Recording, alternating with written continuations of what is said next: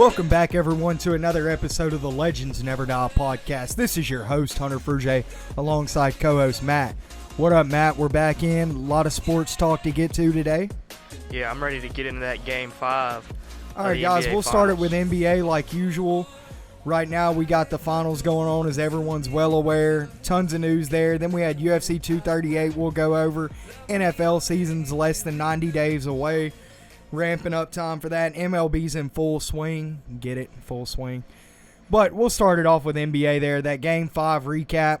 A lot of foolishness on the part of the Warriors and coaching for the Raptors. With playing Durant, I think it was a little foolish. We'll start there. Well, they said he was good to go. The doctor told... Who said he was good? Warriors doctors or his personal doctors? I think it was Warriors doctors told Kerr and all of them that he couldn't get more hurt, blah, blah, blah. Well, I mean, the chances are that Kevin Durant leaves at the end of the season, in my opinion. Pre-injury. It may change a lot of things now, like we discussed before the show. But if you know he's on his way out, most likely on your team, you got to use him for a Game 5, which they eventually won. Not saying because of him, but he had 14 points in 12 minutes. So, yeah, I mean, he was balling. Yeah. That's what I'm saying. He was moving like Durant. He was playing really a great game. Then just goes down with a freak injury, really, I feel like. I think he was... But does that calf have something to do with that Achilles? Or was it like I predicted weeks ago when I first seen the way he reacted to the injury initially, that it was, in fact, an Achilles injury, in my opinion? I think you called it right a few weeks ago. So there was no calf. Or the calf was probably very minor in the grand scheme of things. They probably diagnosed it as calf. I mean, I'm not a doctor or nothing like that, but in the slow-mo video, whenever you see the calf pop like upwards like that, that just spells bad news. Yeah, I feel bad for him, man. Kobe Bryant had the same injury, was never the same. A lot of players, Boogie Cousins, I mean, obviously he took a step back. He's still doing well, but many athletes over their careers have never been the same or never even played again with an Achilles injury. Yeah, it's definitely a threatening injury, but does that affect him getting a max contract? Most likely. Yeah. I mean, he's going to have to sit out a whole season. You know that, right? Yeah. It would be pushing it hardcore for him to come back next season, and there'd be no need. If he come back next season, it'd be in the situation that he was traded to a team that made the finals, which is also very unlikely, being that he's probably going to go to Brooklyn or Knicks, from what I hear. Knicks or Brooklyn in that order. Switch it around. But we'll get back to KD in a minute. That Game 5 overall, though, was just... It was a good game. I knew it was going to be close. I figured Raptors were going to finish it out at home, but when I saw Durant was in the starting lineup, obviously as the odds swang, so did my opinion. I wasn't able to watch the game because I was out of town and didn't have signal where I was at.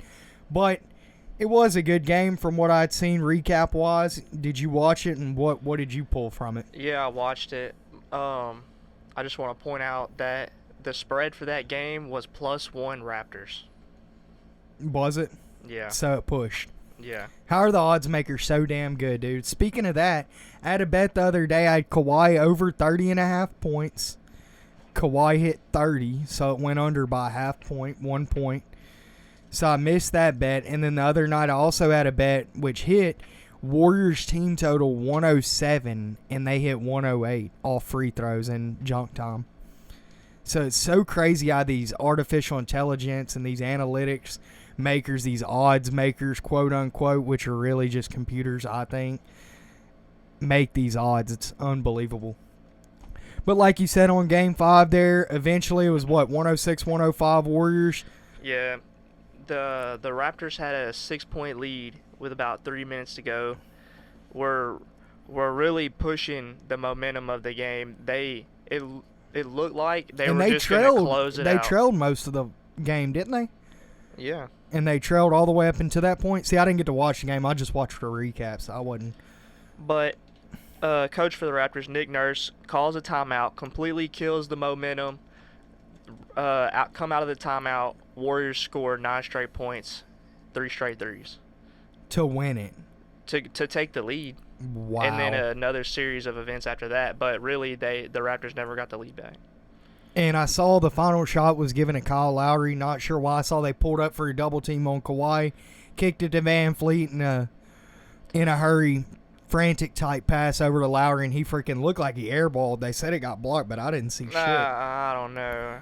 He shot it from too far in the corner. Yeah, I think. He shot behind the freaking goal. He didn't even hit the damn goal. I think what happened was everybody thought Kawhi was going to shoot no matter what. Even with 2 on him, but they were on him hard. They were pressing off the inbound. You know what I'm doing in that case? Tell me what you would do as a coach, but I'm not saying necessarily Kawhi, but I'm attacking the rim down by 1 with a couple seconds. They foul you, it's game. I don't know. It's either game or overtime. You're going to make 1 or 2 free throws. Kawhi, yeah, but I'm not taking any kind of perimeter shot like it looked like they were trying to do. Why would you shoot a 3? They had Van Fleet and Lowry set up for a 3 and Kawhi behind the 3 line, and you're down 1 with 6 seconds. Drive the ball and get a foul. I drive it right off the inbound with 6, and if I miss, I got a chance for offensive rebound with a couple seconds. I am not taking a shot to end it. Trying to be a damn hero and win the first finals in Toronto, all that, I don't give a shit. I'm just trying to win the game, dude. I'm driving the lane. I'm getting a foul and taking it home. That's just me, though. If I'm drawing the play up. The last play definitely could have been executed better. I mean, perfect. If he'd have hit the shot, nobody would say anything about it. Yeah, of course. It's always a game of what ifs. But what are you looking forward to in Game 6? What do you think's going to happen here? No Durant in the lineup now. Clay's still a little banged up. Looney's back out, right? We didn't even talk about that. Isn't he back done, re-injured? I seen he played last game. I don't know what his designation is now. He's been playing through it. He might be out for sure. I'm not sure, but... And he's a big contributor, whether you believe it or not. I mean, anytime you're playing around 5 All-Stars, you get pretty good yourself, I believe, but he's a lot to that team. I don't know what I'm going. I think I'm going Raptors in 6. I put a bet on our sports book at a plus 1,000, so I'd really love Raptors in 6. That would look nice. But I'll take them in 7 too, because we both took a series bet on Raptors, which could also hit. So we're just bleeding red right now. We need Raptors to win it at all costs, whether it's 6 or 7, preferably 6. But I'm gonna go with them in this game 6. In Oracle, they won 2. They're 2-0. They're already on the season. 3-0 on the season, 2-0 in the playoffs. So I'm taking them. I don't give a shit. Yeah, I like the Raptors in that game too.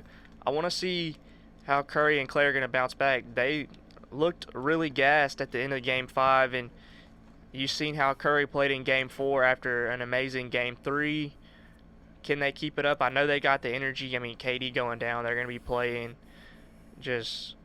I don't think they have the energy as in the Warriors. Just because Curry's trying to do so much already, they're not going to be able to sub him in and out like they'd like to in Games 3 and 4. We saw great examples of that.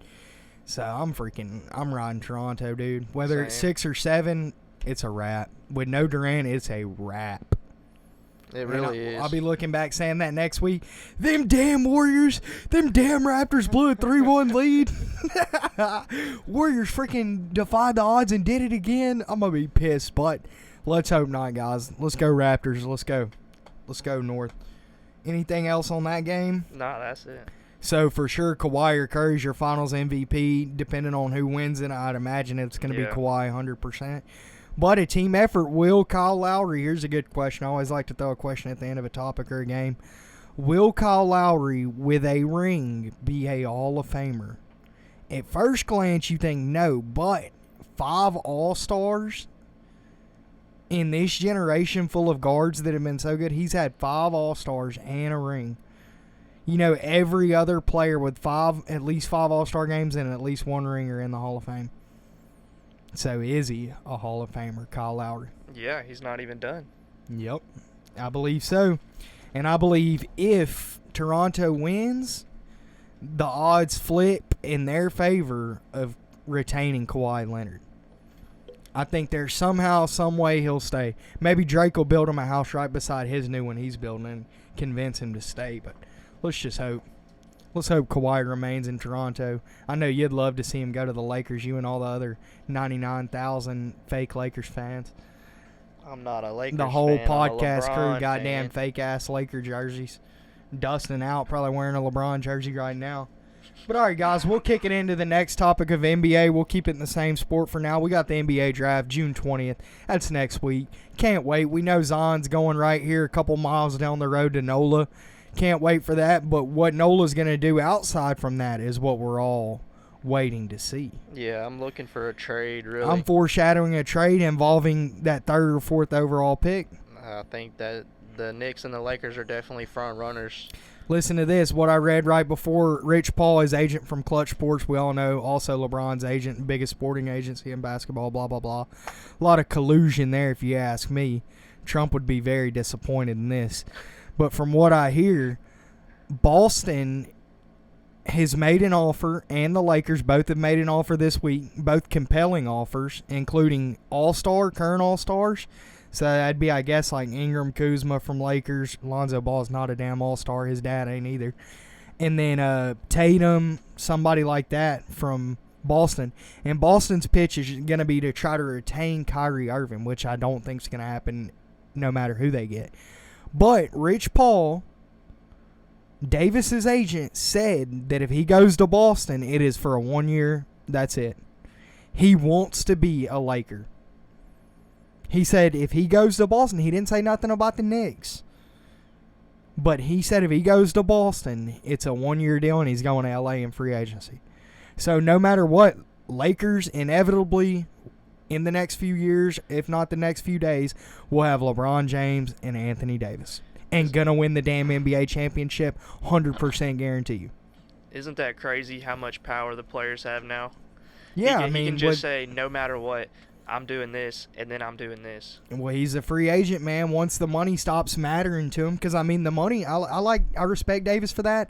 Obviously, I'm pissed he's leaving New Orleans, where he's been drafted and he's done a lot for the city and all that. And as a fan, I really like him. But hey, you got to go on, man. You're getting paid so much, you just want to be a winner. You want to get a ring. I can't hate him for that. You could hate Durant. He could have won a damn ring with OKC. He didn't need to go to Golden State to win a ring, but. Can't hate Davis for that, so I gotta respect it. But I mean, if it was about the money, he would stay in New Orleans for freaking $250 million. He got $250 million reasons to stay a Pelican, and he ain't doing it. So it's more than the money for this young man. Definitely. We could probably fix all the roads in Calcasieu Parish with the tax dollars made from Anthony Davis's new contract. So please stay, Anthony Davis. We could get a new I-10 bridge here in town with the money we would make off of his tax dollars straight up. But yeah, I think Davis a Laker, man. I hate to say it, but it's good. It's good for the sport, I guess, because it's going to give competition out west. It's not going to be Rockets Warriors every year out west, so it'll shake shit up, in my opinion, for sure. I think Lakers come out of the west 100%, if that's the case, if they get Anthony Davis. I've said multiple times, I think he's the best player in the world, not this year, injuries and stuff, but over the course of the last 5 years in total, I think he's the best in the world. Calm down, son. I don't know, man. I mean, LeBron's not over the last 5. LeBron's not? No, not over the last 5, not in my opinion. Son. 2014 to 2019's been dominated by the Warriors. It ain't been LeBron dominant. He's won 1 ring in that period. I don't care. And if you go last 10, of course. Last 15, of course. Blah, blah, blah. But last 3 to 5 years, I'm giving Anthony Davis the best player. Before this season started, there was multiple reporters. Max Kellerman, one of, said, I think we have a new king in the league. I think Anthony Davis is going to take over as the new best player because he's so young. No, after the season's over, a lot of things are different. I'd argue Kawhi. Durant's a negative now. I've said at points this year that Durant's the best in the world, but I don't know. We'll see. I think Anthony Davis might be that guy. And he's a Laker, so congrats to y'all. I know it's gonna happen. If he is a Laker. 100%. I think it's 90% now. He's 100% a Laker next year, if not this year. So I mean, it is what it is. Get him out of town while you can. If you're David Griffin here in New Orleans, then let's make a move. Let's build for the future. Let's get Zion Williamson, another top pick, maybe R.J. Barrett or somebody, whoever's going forward, the guy to Virginia possibly. So let's get them two together, roll them with Drew Holiday, put a few more pieces around them, a lot of cap space. Screw Davis. You ain't going to win the finals with Davis anyways. With Davis and Zion, ain't going to win you the West. So, I mean, rebuild mode. I'd love to see the offers they got. Oh, they're ridiculous, dude. That's what I I'm would have saying. took this offer at the halftime of last season for Kuzma, Hart, Ingram, Lonzo, and a pick. All of them were on the table, and they turned it down. So now, supposedly, the Lakers aren't offering him as good of a package, and they're trying to keep Kuzma out of the deal. They said Ingram, Lonzo, that number 4 pick, and they like Kuzma. Pick one. Oh, yeah. Like What's Ingram not to more. like about Kuzma? I like Ingram too, but he had a major surgery this offseason. So I don't know. True. But I like Ingram. I think he's a 20-a-night guy eventually. But do you like Ingram or do you like Anthony Davis? I like Anthony Davis. Yeah, I like Anthony Davis over. Dude, I would trade the whole Lakers roster. I even said back when they made that ridiculous offer, take it. If they offered it, take it. Shit, Magic Johnson might still be here. Lakers might be in the finals right now instead of Golden State. Ooh, you think? If they had Anthony Davis halfway hell through the yeah. season, yeah, for Hell sure. yeah. They would have made the playoffs, and, I mean, you know what happens when LeBron makes the playoffs. He ain't losing. But we'll bounce out of NBA off that topic into NFL real quick. Not much in NFL, but some news. The Hoodats, our local team here, my team, of course, riding with them this year like every year. But we finally got the deal done. We signed Cam Jordan, well-deserved, multiple-time Pro Bowler, one of the top defensive ends in the league, at a very tough position to stay healthy. He stays doing it every year, year in, year out, double-digit sacks. They paid the man, though, a 3-year extension, $52 million, $42 million guaranteed. So that's solid, $17 million a year. That's for a DN. I mean, yeah. That's top dollar. I mean, Sue. I mean, That's not max Sue. for them. They're not. Yeah, They couldn't afford Aaron any Donald more and than stuff's that. making 20, a little more, couple more million a year. So I mean, it is what it is. But that poses the question: who's next? Obviously, Mike Thomas. I think will get paid in New Orleans. Not this year, but They might run into a problem. he said he just likes to play ball. They're gonna have to pay Michael Thomas, Kamara, Lattimore, a couple of the linemen that are real good, Ramczyk, Pete. Ooh. Yeah, we'll have to pay Sheldon Rankins eventually. People are overlooking Rankins, dude. I think he's going to be a freaking Pro Bowl defensive for tackle sure. before it's all sure. said and done. Can't wait for him to bounce back this year, but I'm looking at New Orleans having a big year. We'll talk more about that in a minute, though. Other contract standouts, we had Julio Jones. He showed up to OTAs and now mini camps. He's preparing to go all out this season. He said he's not worried about the money either. He just wants to play ball. Eventually, he does want to be paid for what he's worth, though. I mean, you could argue that he's been the best receiver over 5 years. Like I said, Davis kind of 5 years in total, like an average of all that. I think he's the best receiver. 5 years in a row. Listen to my argument, though, while you turn your head with that little snare. 5 years in a row, he's at 80-plus catches and 1,400 yards. 5 years in a row. Yeah. Yeah, I read that right before. I jotted that note down because it does seem unbelievable. That's leading the league in yardage every year, I think, just about. Every year but maybe one. The catches aren't a tremendous total, 80 catches. That don't really matter. There's receivers top 100, but 1,400 yards 5 years in a row. I know he had trouble finding the end zone. He was a little end zone shy last year, but he's still that guy. He's still Julio. So pay that man, Arthur Blank. Pull out that mob money and pay that boy, son. Looking like a damn godfather out there. He really does. That cat does. Look He up does. Falcons owner if you guys don't know what he looks like. He's the CEO and founder of Home Depot, but shit, I don't believe it. Cartel. Anyways, let's jump into the next contract. Matt wanted to talk it. Carson Wentz, man, got paid. He did. But what I want to talk about that contract is not the money. It's what people are saying that the Cowboys need to pay Dak. Oh, no. I can't even. Don't. If they pay Dak that kind of money, I'm jumping ship on the fan base. I can't do it. I wouldn't even pay Dak and Zeke combined that much money. You know what that contract was worth? No. 4 years, $128 million, $108 million guaranteed. This boy can That's go out there tops. and suck, not make the playoffs 4 years in a row, and he's making over $100 million.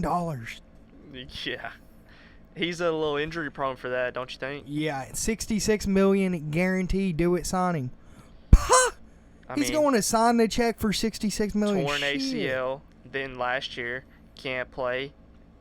At the Bro, end but of the they won season it. They beat the with his Patriots back. in the Super Bowl. Dude, I don't They beat the care, Patriots in son. the Super. Oh yeah, he wasn't even the quarterback.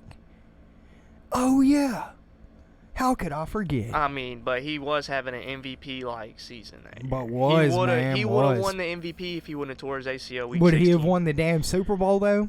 Probably. I don't know. Son, he was having a year. Yeah, they did have a squad. Had a squad this year. Had a chance to win it again. Eagles are there. Sucks for the Cowboys. I don't know how y'all feel about the deal.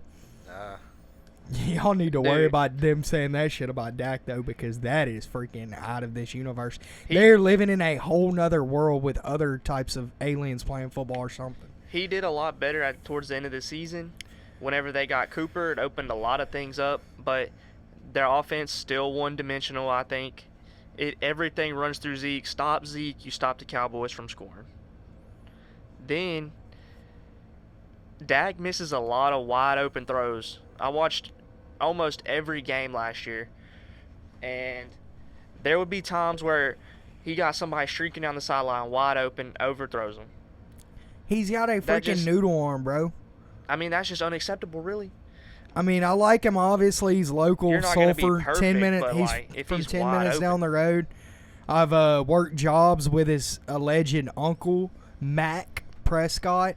Our studio guy over here, Frank's met him. Funny cat. But even spells his name M-A-K, so there's a point there, D-A-K-M-A-K. From the area, all this. Still don't believe it. Don't know. This boy, he's one of those guys that he's like, I'm a damn Cowboys fan, blah, blah, blah. I'm like, name 5 players. He's like, no, you know they got old fucking Romo. They got Jason Witten and Terrell Owens. And I'm like, yeah, dude, they've been retired for 5 years now.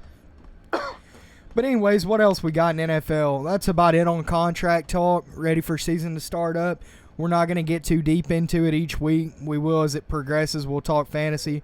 We'll talk top guys at each position. We'll talk divisional, who's going to win each division in particular. But for now, let's start a Super Bowl pick. Well, we got way too soon Super Bowl pick. AFC, NFC. I'll start it off. If Tom Brady's playing football, he's obviously my AFC pick. I doubt him every year, and I'm done doubting him. I know he's getting old, and I don't know how long they could piece the team together to keep him in the championship game, but he's there. But I think it's a different scenario this year. I think New Orleans are undoubtedly not going to get screwed like last year, and they're just going to be the best team in the NFC. And I don't think Rams – I think Rams are going to fall off this year. Not fall off, but definitely like record-wise and hype-wise. I think they definitely regress. Yeah, they're taking a step back for sure. Cooper Kupp, we don't know if he's going to be the same. They lose Dominican Sue. Gurley injured at the end of the year, kind of getting exposed towards the end there. And I don't know, man. I just don't like – I'm not high on the Rams that high. And then maybe what you're about to say here, they're going to have to deal with the 49ers and Cardinals big time improving this year in their division. I don't know about the Cardinals big time. No, I'm just saying beating them one time out of the 2 games this year. They have to worry about it. Last year, they'd freaking 20-point spread on a game like that. Yeah, I know. This year, it's actually a relevant game. Maybe. That is if K2 is that guy. Or is it K1? What number did they give Kyler Murray? I'm ready to see so we could go ahead and give him his nickname. But what you got? So I'm going Saints-Patriots, and I'm going Saints to win it. Shit. What else? Who else? Who else could I go with? Come on now. Saints. Give me Saints. I don't know. Give me the Who Dat Nation. Aaron. Shout out Aaron Myers. Who Dat Nation. I don't know. Obviously, you got to go Patriots just because I really like the Chiefs. I really like the Chiefs, to be honest. If Mecole Hardman can replace Tyreek Hill, this is the only scenario I see Chiefs winning. See, look, if Kareem Hunt wasn't that damn good, and these you. backup running backs can be as good as he is, Mecole Hardman can be as good or almost as good as Tyreek Hill, and Tyrann Mathieu got to beat that defense up. That's the only way I see him beating the Patriots. I seen something the other day that Tyreek Hill wasn't even being investigated anymore by like actual law enforcement. Oh, I'm sure he paid him off. Come on, man. I mean, maybe. Listen to this, though, Matt. What would you do if, I know it would never happen because you're a good man, beat your wife or your girlfriend or what the hell ever, and you have probably $50 million in NFL contract money, right? Probably worth $50 million.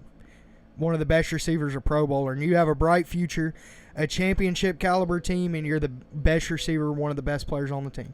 You get into some stuff like that that's going to ruin your NFL career. Would you rather take a L and pay off that woman $1 million and Well, she never yeah. says anything again, and you end up being a good football player again, have a normal life again, and you just live a life of regret, whatever, or would you let her or would you deny it? I would definitely just pay the money. Pay the money. Pay the piper. Yeah, that's the easy. So that's probably what happened. We'll see. Maybe. I don't know. We'll That's see. I mean, shit, what else happened? She just decided, oh, he didn't do it. I'm sorry, guys. I wasted y'all's time. Why she holds her hand over her eye that's swole up or something. Or her kid just made that video footage up. Wasn't even Tyreek Hill on the video footage. Right. Fake news. Calling it fake news. Collusion. I don't know. I want to see the files. Pull the files. I got you in my actual picks here. Give me the Chargers and the Rams. Chargers and Rams, 2 LA teams. Why that would never happen, reason number one. 2 LA teams. Their market sucks for their teams, even though it's a huge city. Number two, Chargers are in that same boat, I feel like, that the Rams are in. A division that's back relevant. You got Raiders that might be back worth a flip that could go 8-8. Broncos who could go 8-8. And then Chiefs who are 10-plus wins guaranteed almost. Just another tough division that's going to beat up on each other. Same with the Rams. That's my opinion on that. But we'll see. Two different teams. So you think Chargers are enough to beat the Patriots? Patriots beat the crap out of them this year's playoffs, if you don't remember. No, I know. Every year I'm thinking, damn. I think the same thing. Don't worry. They can't win it again. That damn Tom Brady. As Steve Harvey said on NFL Honors. He said, all of us are sitting here today at the NFL Honors because of one man. And everybody's like, oh, God, yeah, hallelujah, praise the Lord. He's like, no, because of that damn Tom Brady. If it wasn't for him, one of us might have a Super Bowl in here. He's like, but none of us got one. And we at the NFL Honors. I cracked up so hard at that. He killed that NFL Honors. But, all right, I like what you're going with there. No one team, dark horse, win it all. Know who you're going to go with. Dark horse has the potential or slim chance to just... Who are you going to put $25 on the book on, basically, to win it all with ridiculous odds? Cleveland, huh? No, not even close to Cleveland. Dude, I would take probably the Cowboys. They're not going to be that ridiculous of an odds. Probably a plus 1,200. I mean... I'm looking at Cleveland at like a plus 2,000, and I'm looking at the 49ers at like a plus 2,000 also. Just because 49ers defense beefed up so much, and obviously Cleveland. Yeah, and Jimmy G. I believe the hype. I saw what they done at the start of last year, on fire. Dude, him and Kittle are about to be crazy. Yeah, Kittle in fantasy, 100%. Dude, Look out for a few receivers there, Pettis. Get him late. He's going to be worth something this year, but we'll wait on all that. Fantasy's still a ways away. I know we're jumping the gun. We can't wait, though. But we'll transition out of NFL, our obviously favorite sport. Can't wait for it to start. 10 weeks out, round about 12 weeks. But MLB, any news? Prayers for David Ortiz, my favorite player ever. Got shot up. That's your favorite player ever? I'd say so. I mean, I like him, Big Poppy. Growing up a huge Red Sox fan. Right. I'd say my favorite player now is probably Bregman, for sure. But for that year growing up, while I was a kid, yeah. I still deny PD allegations for Ortiz. I know I know he was juiced. I'd be like saying the bullet didn't hit him when he got shot. But yeah, he got shot up at the club or outside a club, whatever. They saw he was over in the Dominican Republic where he's native to, and I guess some men were jealous. Jealousy's evil, so they probably wanted that gold chain he had. Get that motorcycle. Get that gold chain off my man. But yeah, David Ortiz, prayers there. Anything else in baseball? I know your team's surging a little. Yeah, they just got Didi back recently. He's come back in. I can't even remember. I don't even think he had a hit in his rehab assignment. Now he comes out hitting over 500 to start. It's only been a couple games, but that's a good sign. You know what I think the reason for that happening a lot is? What? Like players getting called up and doing better in the bigs and stuff. Because they're just used to better. I think game speed, yeah. And talent, like you're saying. I think it's just sped up. It's what they're what they need to be on, basically. Like, I got to get in here with a 100-mile-an-hour pitcher, dude. I'm ready. These 90-league mile-an-hours are throwing my timing off, stuff like that. Yeah, really. And just being surrounded by other good athletes, a lineup around you they're all as good as you, basically, because they're there, and you just got there. So I think that's a big deal there. I like that. Like that little talk, but that's it on MLB. We ain't got much there. Same things rolling. Twins still crushing the ball. Astros, Dodgers, Yankees, they all look good, and then Rays are surging also, back in the top 5 in a lot of power rankings. Yankees had a bad couple of days recently, but I think they're going to start coming back. And their pitcher got thrown on the 10-day. I don't think it's very serious, Domingo. Yeah, that's really big for us, honestly. He's the ace this year, right? Yeah, he's definitely the ace for sure. How do you say his last name? Herman? Yeah. Yeah, one of those weird spots. Because Tanaka's trash. He gets dinged every time now. Tanaka's one of the weirdest, most like superstitious pitchers I've ever seen. Dude, I saw a stat like night versus day with him, and it was like something ridiculous. I was like, damn. He balls during the day, son. Yeah, it was something weird, but yeah, that's it on MLB, guys, and I'll bust it into UFC before we close it out here. We had UFC 238 this week. Huge fight card, 2 championship fights, 1 big headliner. I'll start it off on the lower undercard. We had Aljamain Sterling versus Pedro Munoz. You may know Munoz from the last big fight card. He knocked Cody Garbrandt out, so he got bumped up high in the rankings. And then Aljamain Sterling, the Funk Master. I'm sure a lot of you know him if you follow UFC. He's a beast. This is at the 135 bantamweight. But Aljamain gets the win. A good fight. Very good performance. Went all 3 rounds. So look for Aljamain to be the number 1 bantamweight contender here going forward. So that'll move us into the next fight here. Another big bantamweight contender, Peter Yan. He had a good fight, had a good knockout win, moves up the rankings. He could also be right up there atop the bantamweights. We'll see how that transitions out, but into the big fights. Starting with our man, Donald Cerrone, Cowboy, and our man, Tony Ferguson. 2 beasts, El Kukui versus the Cowboy. We knew it was going to be a brawl, 3-round fight it was scheduled for. I wish it would have been a 5er. We would have seen some more action maybe. But the fight eventually got stopped early. Cowboy Cerrone had a bad injury to the eye. They stopped it at the end of the 2nd round, called it a TKO. I had the round scored 1-1, but I definitely had the fight pushing in Tony's direction big time. So I think no matter what happened, it would have been ended. There's a couple controversial late punches there at the end of the 2nd round.